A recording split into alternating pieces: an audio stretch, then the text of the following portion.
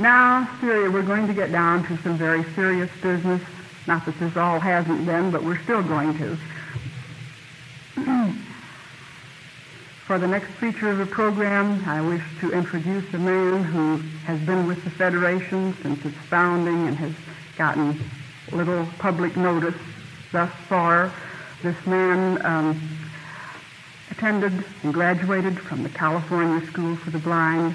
He also received his BA degree from California University and has studied extensively in social work. He has been with the Department of Welfare in California and has been its chief of the Division for the Blind for the past 20 years.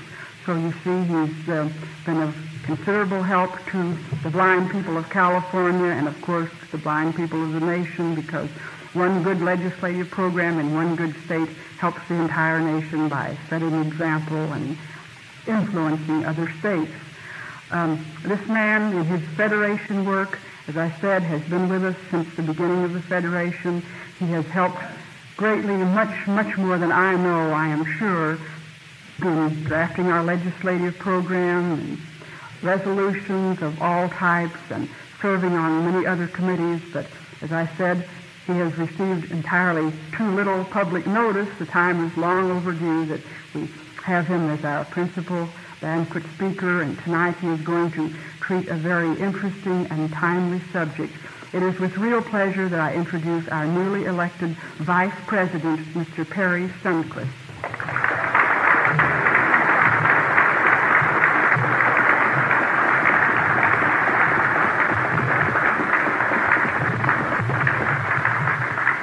Madam Toastmistress, distinguished guests, ladies and gentlemen of the Federation.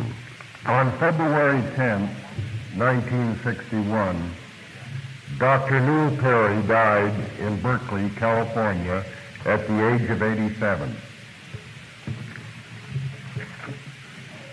He was a pioneer in work for the blind and a venerable leader of the blind. I first met Dr. Perry on November 11, 1918, some 42 years ago. I was walking across the grounds of the California School for the Blind in Berkeley when the school bell suddenly started pealing. It was 11 in the morning. I paused as I came to a short, slightly built man with a dark beard and asked him why the bell was ringing. "It's the end of the war," he said. "By the way, what's your name?" I told him that it was Perry. "Is that so?" He mused, somewhat surprised. "Can you prove it?" This challenge took me by surprise. "Why, of course I can prove it. I've always been called Perry," I blustered. The stranger gave a deep, throaty chuckle.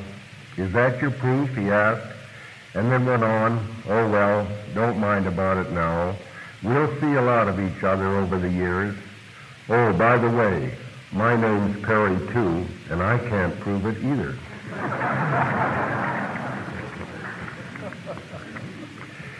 And so it was with all who had the high privilege of knowing this unusual man. The impact of his personality was immediate and warm and lasting, whether one knew him for an hour, for a day, or over the years. This man built on the strength of all of us whom he knew. His striking personality seemed like a magnet, drawing you close to him and at the same time also drawing you closer to the best that was in you. He always met you at your own level, yet somehow you went forward and upward. One always found in his presence a sort of sanctuary, but one also found a renewed spirit to go on. He was a scholar, a teacher, a social reformer, if you will, but most of all, He was a dear friend, one who could comfort and inspire at the same time. The thousands of boys and girls, now men and women, from every walk of life who came into contact with this man found their own personalities enriched, subtly but surely. Even in the earliest days of one's acquaintanceship with Dr. Perry, one recognized a most unique and unusual personality which had a strengthening impact on one's own. Later, in retrospect, I think we all came to understand that here was greatness in a human being whom it had been our great good fortune to know for a longer or shorter period of time along our own pathway of life. Dr. Newel Perry, born December 1873, passed away February 1961.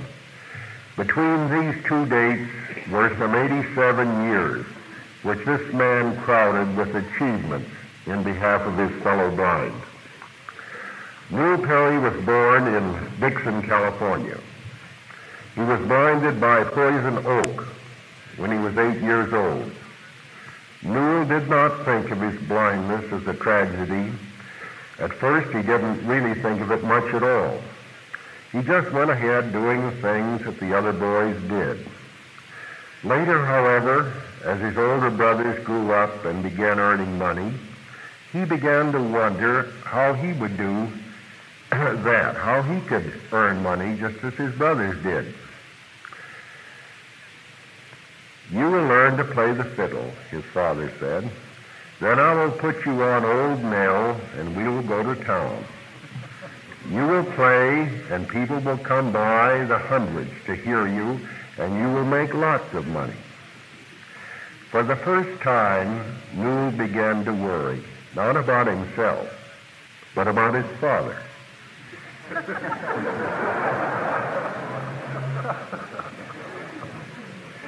He saw through the kindly intended little fantasy and perceived that his father was not at all sure that a blind person could ever earn a living.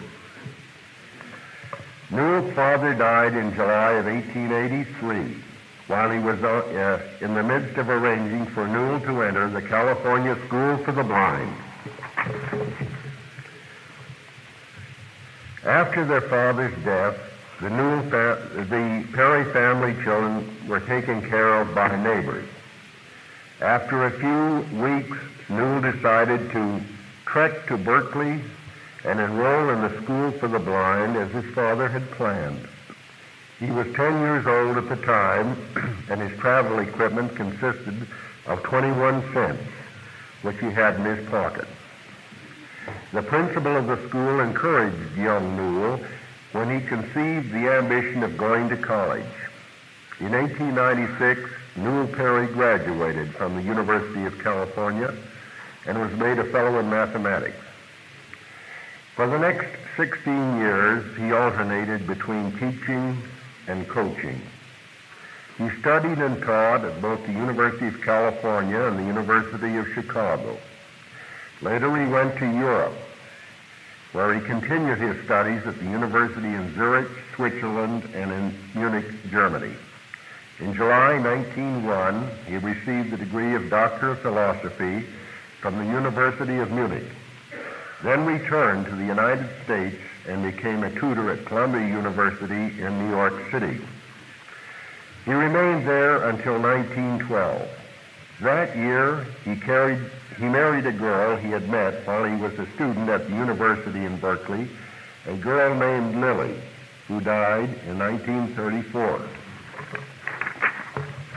Dr. Perry joined the faculty of the California School for the Blind in 1912 and served there as Director of Advanced Studies until his retirement in 1945.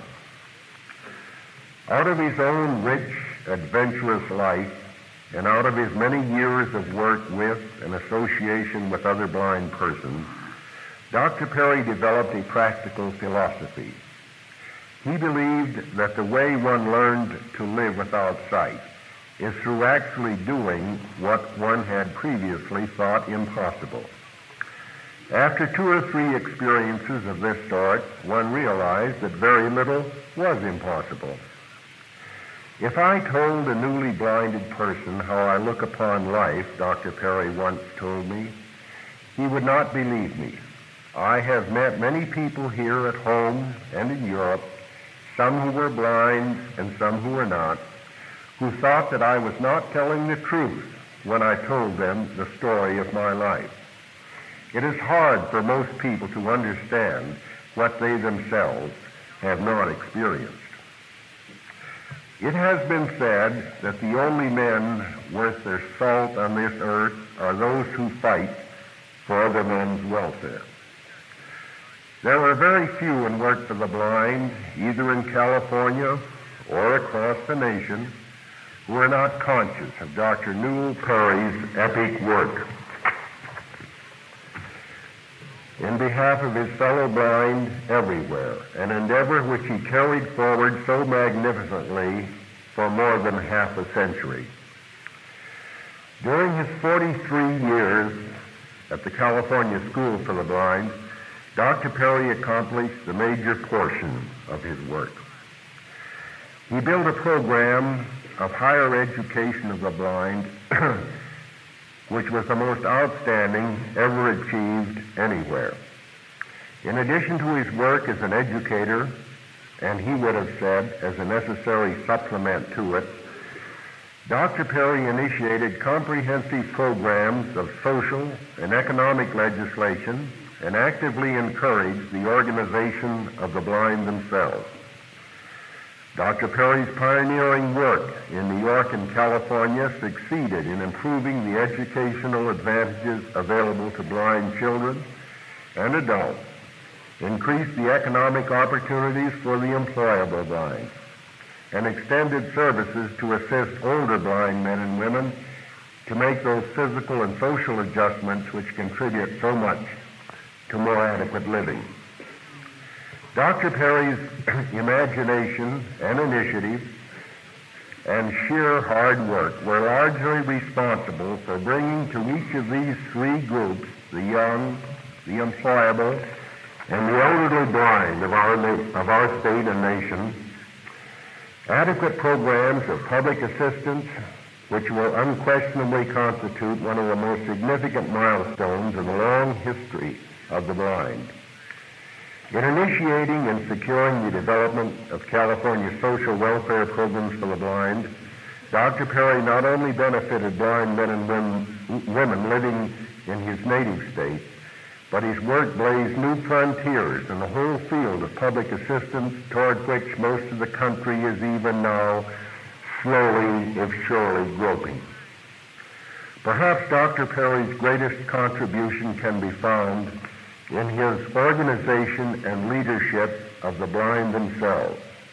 In 1898, he founded the California Alumni Association of Self-Supporting Blind, and it was to further the welfare of all of those without sight that the California Council for the Blind was organized in 1934. Dr. Perry was its founding president and remained in that post until 1953, when he retired from active leadership at the age of 80. During his long life of dedicated service and leadership, Dr. Perry inspired many others, mostly his former students, to carry on the struggle toward the goals which he sought.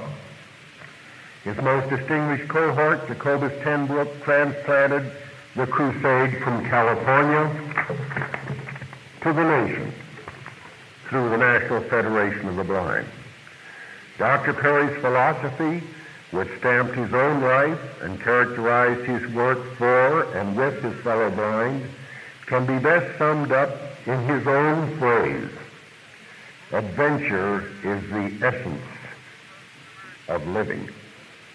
He achieved for himself freedom from dependency wherever it raised its ugly head. and he helped countless thousands to free themselves from what he considered to be the real tragedy of blindness, denial of adventure. Dr. Perry, that venerable and beloved leader of the blind, has left us, but he has also left us a rich heritage. This man's greatness must ultimately be found in that genius which he possessed to inspire other blind men and women to make his dreams their dreams, his work their work, his devotion their devotion. In a very real sense, Dr. Newel Perry has created his own living memorial in the lives of those thousands of blind boys and girls, now men and women, whom he guided to independent living and whom he inspired to carry on that cause to which he gave so much, helping others to overcome the physical, social, and economic consequences of blindness.